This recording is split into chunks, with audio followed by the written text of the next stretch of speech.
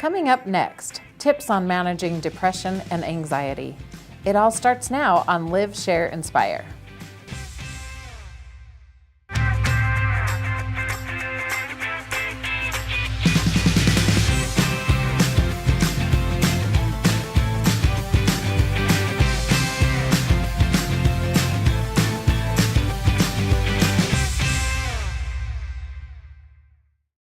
Welcome to Live, Share, Inspire, a PHP show focused on your health and well-being. I'm Jody True. Life struggles can take an emotional toll on you. If you're struggling with anxiety or depression, you're not alone. There is help. Sean Morris is a licensed therapist with Blomquist Hale, and he's here to share some tips on overcoming depression and anxiety. Welcome to the show, Sean.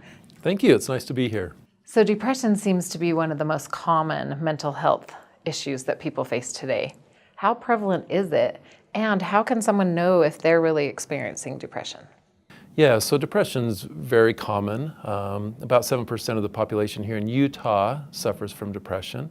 And people know that they're experiencing depression through a few different symptoms, some of which might include difficulty with sleeping, maybe they have a lack of or no appetite, maybe they're crying a lot, they're on edge, they're irritable, they don't have any hope for the future, maybe even feeling some thoughts of suicide.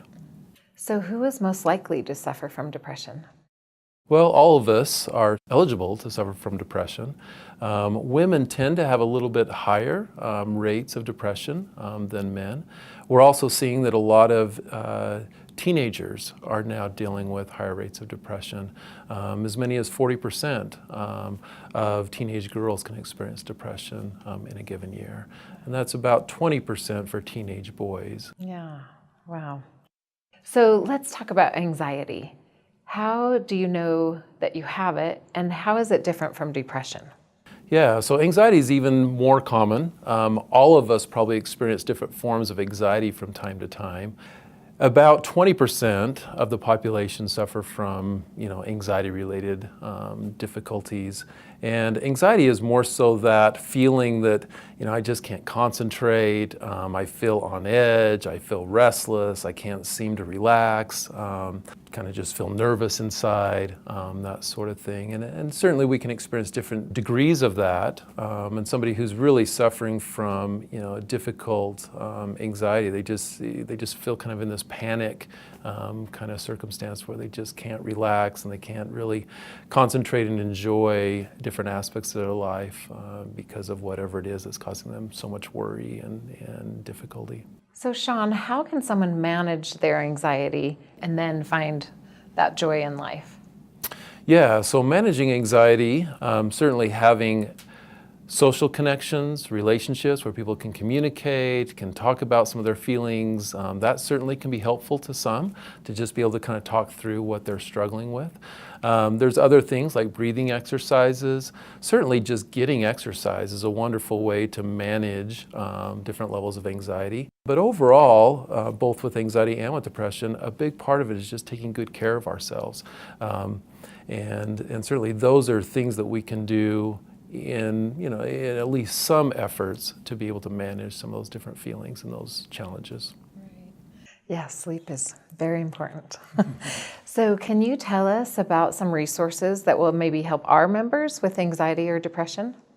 Yeah, so there's a number of resources that are available, certainly finding out about employee assistance programs that they might have available, which would allow them to go in and talk to a counselor. There's a lot of apps now and different websites and things that can be very helpful. And so, some of the things that people can do early on is just to kind of go onto the web and see if they're, look up anxiety or look up depression and read about some of the different symptoms that maybe they can kind of be able to associate with themselves, and then also be able to read about some of the different ways to kind of heal from some of those different feelings and struggles.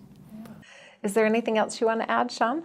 The good news about both depression and anxiety is with effort to receive help and the willingness to kind of do some of the different things that will help kind of alleviate some of those symptoms, the outcomes of both depression and anxiety are very high, that people can get feeling better and do much better as they continue on with their life and various things that they're interested to kind of get back into and enjoy to the fullest.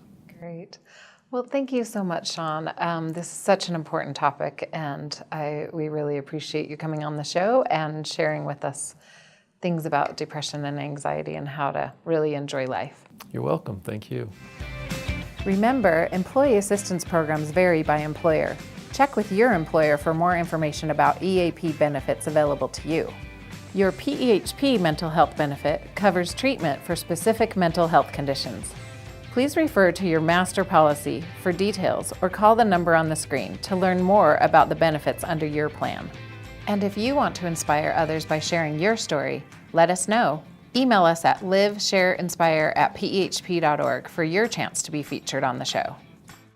Here's your chance to win an Amazon gift card. Which of the following are signs of depression? Submit your answer on our website. Just look for the Live, Share, Inspire logo. Good luck! A winner will be announced later this month.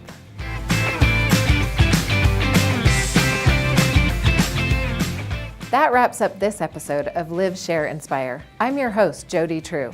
Thanks for watching, and remember, be active, eat healthy, and have fun. See you next time.